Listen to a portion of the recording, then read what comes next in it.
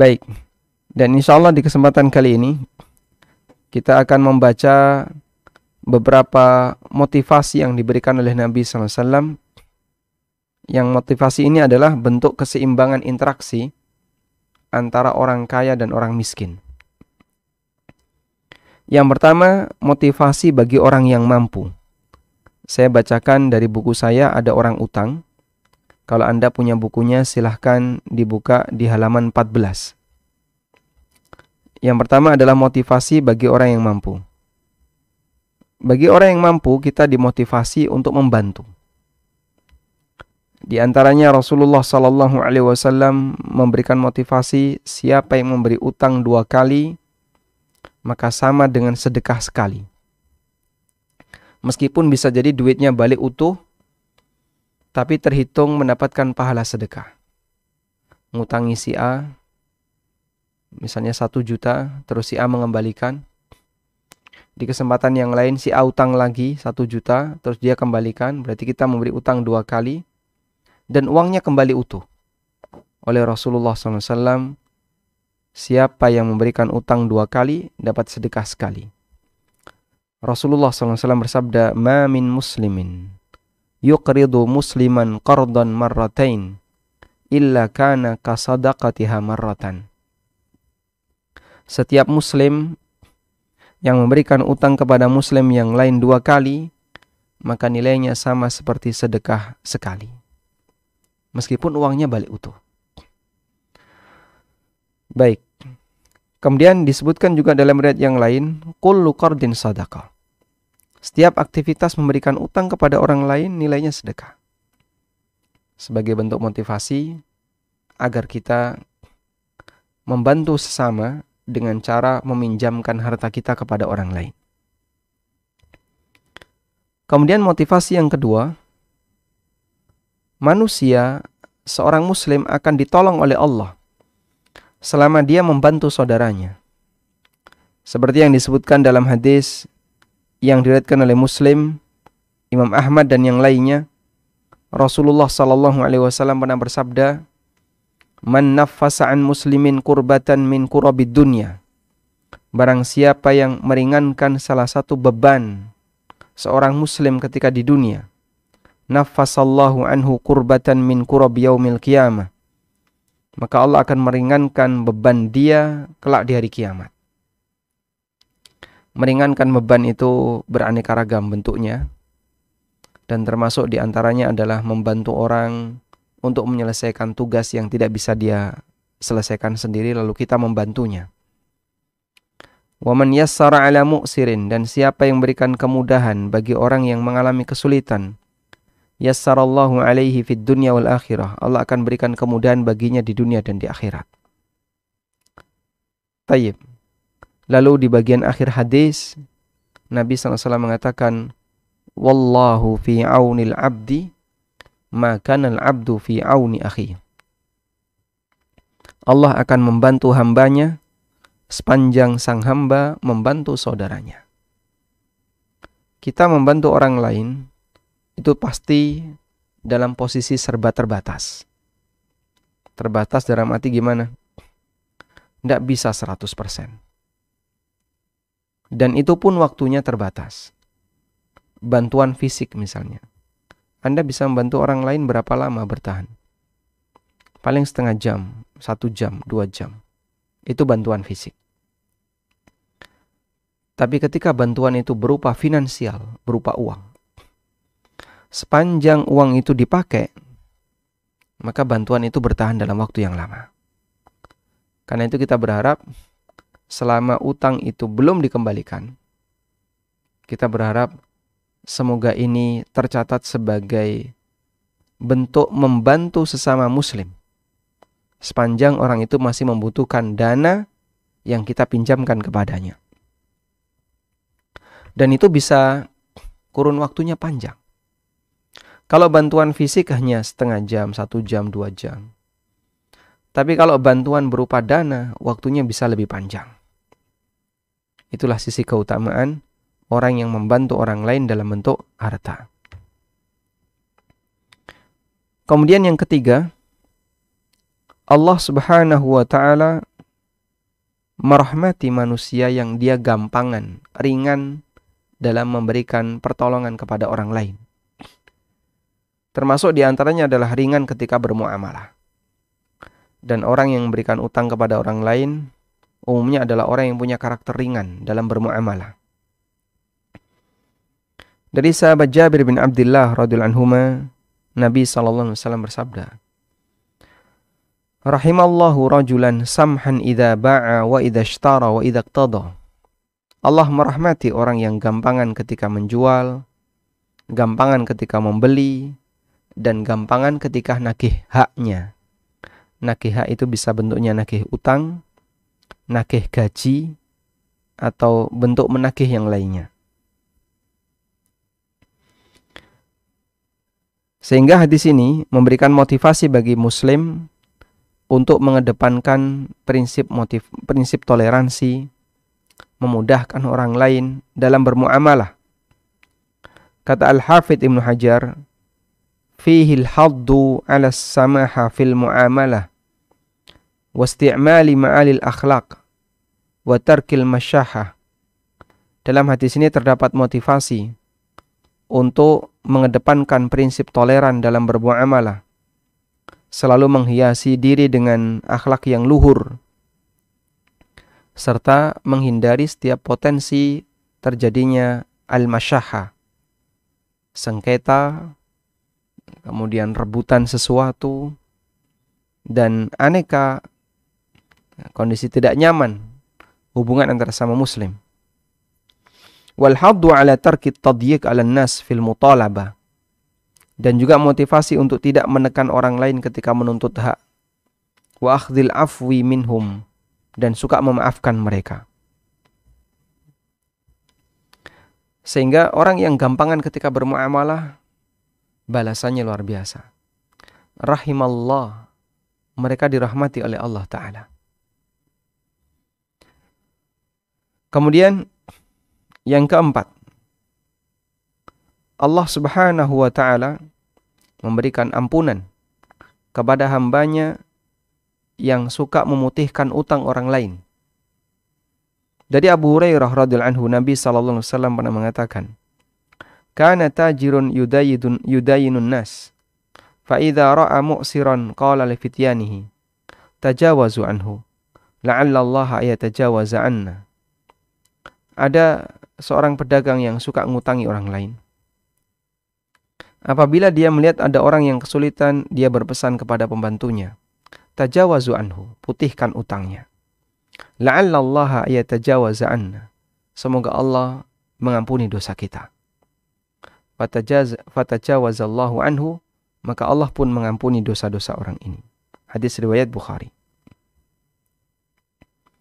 Dalam riwayat yang lain dari Ibnu Mas'ud radhiyallahu anhu, dinyatakan bahwa orang yang diceritakan dalam hadis di atas, yaitu hadis dari Abu Hurairah tadi, bahwasanya orang ini tidak memiliki amal ketika dihisab. Enggak punya amal ketika dihisab. Selain dia adalah orang yang pemurah, yang suka memaafkan orang lain ketika punya utang. Disebutkan, husiba rajulun mimman kana qablakum falam yujad lahu minal khairi syai'un. Ada orang yang dihisab, yang dia hidup sebelum kalian, artinya dia termasuk Bani Israel. Falam yujad lahu minal khair, ternyata tidak ada amal soleh yang dia miliki. Illa annahu kana rajulan musiran wa kana yukhalitun nas, fakana yaqulu li ghilmanihi tajawazu 'anil mu'sir. Qala faqala Allahu 'azza wa jalla li malaikatihi. Hanya saja dia ini adalah orang yang gampangan dan dia hidup bersama masyarakat. Maka dia perintahkan kepada budak-budaknya, tajawazu 'anil mu'sir, yang punya utang ke saya, yang punya utang dari saya dan dia kesulitan bayar, tajawazu, putihkan utangnya, enggak usah ditagih. Faqala Allahu azza wa jalla li malaikati, maka Allah berfirman kepada para malaikatnya, nahnu ahaqqu bidzalika minhu, kita lebih berhak, lebih layak untuk mengampuni dia, untuk mengampuni orang ini. Tajawazu anhu, karena itu ampuni dia. Maka dosa-dosanya pun diampuni oleh Allah Subhanahu wa taala dan dia dimasukkan ke dalam surga. Hadis riwayat Ahmad, Tirmidzi dan yang lainnya. Kita bisa melihat bagaimana banyak sekali hadis yang menunjukkan bahwa akhlak yang mulia kepada sesama manusia itu bisa mendatangkan kebaikan bagi pemiliknya ketika di akhirat. Bisa mendatangkan kebaikan bagi pemiliknya di akhirat meskipun bisa jadi yang bersangkutan orang yang tidak punya amal. Meskipun bisa jadi yang bersangkutan amalnya sedikit. Namun karena dia suka membantu orang lain, maka Allah Subhanahu wa taala memberikan keringanan baginya. Sebuah kisah yang barangkali Bapak Ibu sudah pernah mendapatkan. Kisah ini kisah kontemporer, ada belakangan. Pernah suatu ketika ada seorang ulama dari daerah Maroko, Maghrib, daerah Maroko. Beliau bermimpi. Dalam mimpinya ketemu Nabi SAW. Dan Nabi SAW mengatakan kepada ulama ini, datangilah fulan dan sampaikan bahwa dia penduduk surga. Tapi orang ini tidak menghiraukan. Malam berikutnya bermimpi dengan mimpi yang sama. Datangi fulan, ketemu Nabi SAW. Dan Nabi SAW berpesan, datangi fulan, sampaikan kepadanya bahwasanya dia alul jannah. Dan dia tidak menghiraukan. Sampai malam yang ketiga. Ulama Maghrib ini bermimpi yang sama. Ketemu Rasulullah SAW. Dan Nabi SAW berpesan, datangi fulan. Dan sampaikan kepadanya sesungguhnya dia adalah penduduk surga. Kemudian beliau diberitahu di manakah tempat fulan itu. Ternyata fulan itu tinggal di kota Mekah. Akhirnya orang Maroko ini mengumpulkan bekal, mengumpulkan modal untuk bisa umroh. Kemudian setelah cukup modal, beliau berangkat umroh. Setelah umroh, selesai umroh, beliau mendatangi daerah yang dituju seperti yang dituju dalam mimpi. Didatangi kota itu, daerah itu, ternyata orang ini tinggal di sebuah kampung kecil. Lalu ditanya alamatnya, Fulan bin Fulan ada di sini? Ada, rumahnya di situ. Disamperin, oh kamu Fulan bin Fulan? Betul, sayalah orangnya. Ada apa?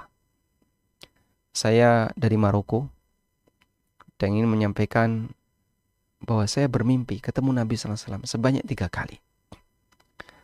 Dan Nabi SAW menyuruh saya untuk mendatangi Anda dan menyampaikan bahwasanya Anda adalah ahlul jannah. Orang itu kaget. Saya ahlul jannah? Kamu jangan bohong. Tidak, saya nggak bohong. Saya adalah orang yang biasa saja di sini, bukan orang yang rajin ibadah, bukan orang yang punya kelebihan dari sisi ilmu agama, bukan tokoh masyarakat, tidak punya status sosial, biasa. Kok bisa saya menjadi seorang penduduk surga? Tapi seperti itu mimpi yang saya alami. Akhirnya dia mengatakan, kayaknya saya nggak percaya dengan ini. Ini mimpi yang saya alami. Kemudian lihatlah, saya dekat dengan Masjidil Haram dan saya tidak pernah untuk umroh. Saya nggak pernah datang ke sana. Kok bisa saya menjadi penduduk surga? Kemudian diajaklah orang ini, kalau begitu mari kita umroh. Saya temani. Tolong Anda mandi. Akhirnya dia mandi, ganti baju, dan memakai baju yang lebih rapi, lebih dekat dengan masjid. Lalu berangkatlah mereka untuk ke Masjidil Haram. Diantarkan untuk umroh. Syekh Maroko ini terheran. Apa amal Anda, apa istimewa Anda sampai Nabi SAW menyebut Anda ini sebagai penduduk surga? Saya nggak punya amal apapun. Saya itu orang biasa seperti yang tadi saya sampaikan. Pasti ada. Memang ada satu Barangkali saya berharap inilah amalnya. Jadi saya punya tetangga, suaminya meninggal dunia. Dia menjadi janda bersama anak-anaknya. Tinggal bersama anak-anaknya. Dan sejak suaminya meninggal dunia, saya bertekad untuk membagi harta saya, membagi pendapatan saya setiap bulan menjadi 2. Setengah untuk saya dan keluarga saya, dan setengah untuk janda ini bersama keluarganya. Janda ini tidak dinikahi, tapi dibantu. Dengan cara dia bagi gajinya jadi 2. Setengah untuk dia dan keluarganya, dan setengah untuk janda ini bersama keluarganya. Mungkin inilah amal itu. Akhirnya setelah sampai di Masjidil Haram, mereka tawaf. Kemudian setelah tawaf, orang ini sholat di belakang makam Ibrahim, sholat 2 rakaat, sholat sunnah ba'diyah tawaf. Dalam posisi ketika dia sedang sujud, dia berdoa kepada Allah, dia menangis, dan ketika itu Allah mencabut ruhnya. Dia meninggal dunia dalam posisi sujud. Dan nampaknya orang Maghrib ini, orang Maroko ini, Allah jadikan sebagai sebab untuk mengantarkan orang ini agar bisa umroh. Padahal dia memang orang Mekah, tapi nggak pernah umroh. Baru pertama kali dia umroh, dan dia meninggal dunia dalam posisi sedang umroh. Masya Allah. Jadi kebaikan berupa menderma kepada orang lain, membantu orang lain, terkadang tidak kelihatan oleh siapapun. Orang yang punya semangat sosial bisa jadi nggak kelihatan oleh siapapun. Tapi amal yang tidak kelihatan ini kadang Allah nampakkan di akhir hayat. Kisah ini kalau tidak diangkat oleh orang Maroko tadi, mungkin nggak nampak oleh siapapun. Orang ini bisa jadi beramal tanpa diketahui oleh siapapun. Dan itu salah satu di antara bukti ikhlas. Itu salah satu di antara bukti ikhlas. Maka Allah nampakkan. Kemudian Allah ceritakan melalui orang lain. Sehingga masyarakat mengenang agar bisa mengambil pelajaran. Nabi SAW menceritakan orang soleh yang terjadi yang hidup di zaman Bani Israel ini. Mimman kana qablakum, diceritakan oleh Nabi SAW. Meskipun namanya tidak disebutkan, tapi perbuatannya diceritakan. Dia masuk dalam catatan sejarah, bahkan masuk dalam sabda Nabi SAW, meskipun orangnya tidak punya amal saleh. Memang bukan berarti maksudnya mengecilkan orang yang punya semangat amal saleh. Namun bagi orang yang punya kegiatan sosial, terkadang dia mendapatkan nilai lebih yang tidak dimiliki oleh orang lain. Maka jadilah hamba Allah yang surplus dalam kegiatan sosial dengan cara berbuat baik kepada orang lain sebisa yang kita lakukan. Jangan malah negatif.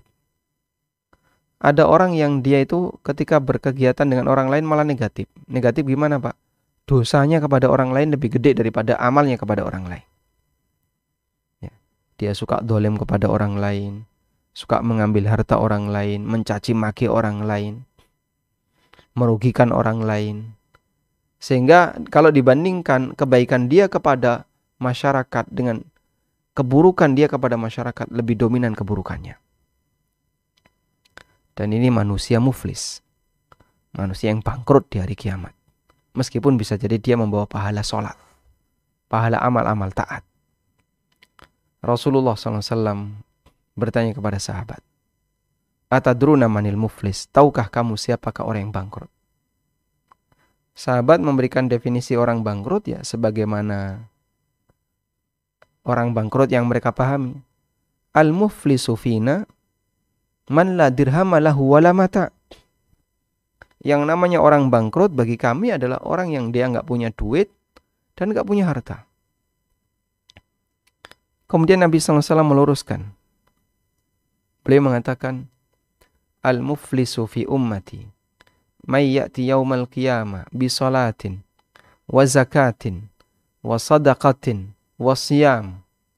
Orang yang muflis, orang yang bangkrut adalah orang yang dia datang di hari kiamat dengan membawa pahala salat, pahala sedekah, pahala puasa, pahala A, pahala B, berarti amalnya diterima. Ahlu sunnah, ikhlas, dan sesuai petunjuk Nabi SAW, maka amal itu dibawa sampai akhirat. Wa qad dzalama hadza wa syatama hadza wa akhadha mala hadza wa safaka hadza. Tapi dulu ketika di dunia dia mendolimi si A, mendolimi si B, mencaci maki si C, menghina D, menumpahkan darahnya E. Kemudian apa lagi? Mencemarkan nama baik si F. Fa akhadha hadza min hasanatihi wa hadza min hasanatihi. Akhirnya masing-masing berebut amal yang dia miliki. Fa in faniyat wa lam yuqda ma'alai. Ketika pahalanya habis sementara kewajibannya belum tertunaikan, ukhidat min sayyiatihim thumma turihat ilaihi thumma turiha finnar. Maka dosa-dosa orang yang pernah dizalimi diambil, lalu dilemparkan ke orang ini, kemudian dia dilemparkan ke neraka. Waliyadzubillah. Sehingga orang ini punya amal pribadi berupa ketaatan, tapi dia gagal dalam berinteraksi sosial. Jahat kepada orang, suka mendolimi orang, kadang mencemarkan nama baik orang lain, dan seterusnya. Makanya tolong hati-hati dengan yang namanya komentar. Ketika orang itu berkomentar, bisa jadi yang dikomentari nggak ngefek, tapi dia menanggung dosa. Komentar kepada pemerintah misalnya, dan sasarannya jelas. Atau komentar kepada negara, dan sasarannya jelas, tapi yang dikomentari nggak ngefek. Namun mereka punya hak untuk nuntut di akhirat. Kadang menjelek-jelekan negara tertentu. Wah, negara ini kayak gini, kayak gini. Negara yang kamu jelek-jelekan nggak berkurang kekayaannya gara-gara komentar kamu. Ya. Kemudian terus gimana? Nanti kalau penduduknya nggak terima, dia bisa nuntut di akhirat. Penduduknya berapa? Banyak sekali. Makanya hati-hati. Karena itu kadang saya juga merasa heran. Ada muslim yang menampakkan kebencian misalnya kepada negara Saudi. Dia begitu benci kepada Saudi dan dia nampakkan kebencian itu, kemudian buat postingan dan seterusnya. Kadang saya melihat dia menampakkan kebencian kayak gini, efeknya apa bagi Saudi? Tidak ada. Ya cuman pelampiasan kepuasan dia aja. Dia puas mencaci maki, mencela pemerintah Saudi. Padahal nggak ngefek sama sekali. Sudah? Dan dari sekian kebencian yang dia utarakan tadi, mungkin nanti kalau pemerintah nggak terima, atau rakyatnya nggak terima, masyarakatnya nggak terima, dia akan nuntut di akhirat. Dia akan nuntut di akhirat. Sama halnya dengan negara-negara yang lain. Maka hati-hati dengan yang namanya caci maki ya. Bisa jadi ringan di mulut, kita nggak kepikiran sesuatu, tapi ternyata itu memberikan efek yang besar. Waliyadzubillah. Nah. Dulu ada sahabat yang lapor kepada Nabi SAW, ya Rasulullah, inna fulana kana taqumu bil-lail wa tasumu bin-nahar. Saya punya tetangga si fulana. Dia itu rajin sholat malam, rajin puasa sunnah. Walakin tu'dhi jara. Tapi ya Rasulullah, si wanita ini gak bisa jaga mulutnya. Dia suka menyakiti hati tetangganya. Sehingga rajin sholat malam, rajin puasa sunnah, tapi lisannya landep, ya, lisannya tajam. Apa kata Nabi SAW? Hiya finnar. Wanita ini di neraka. Dan ada wanita yang kedua. Inna fulana kana yakumu wa yasum. Fulana ini bangun malam, tapi tidak serajin yang pertama. Kana taqumu tasum, dan dia juga puasa, tapi tidak serajin yang pertama. Dia melaksanakan Karena tusalli khamsas salawat. Dia melaksanakan sholat 5 waktu. Dan dia kadang puasa sunnah. Namun dia baik sama tetangganya. Apa kata Nabi SAW? Hiya fil jannah. Wanita ini masuk surga. Masya Allah. Sehingga kedewasaan sosial, kalau tidak ibadah kalau tidak diimbangi dengan kedewasaan sosial, itu bisa jadi menggagalkan ibadah. Dan bentuk kedewasaan sosial adalah ketika dia berinteraksi dengan orang lain, bukan termasuk tipe orang yang keras, kasar, galak, suka berbuat dolim, dan seterusnya. Dan kita mohon kepada Allah, semoga Allah jadikan kita sebagai hambanya yang selalu bisa menjaga lisan, menjaga diri agar jangan sampai ibadah yang kita lakukan hilang gara-gara kesalahan yang kita lakukan.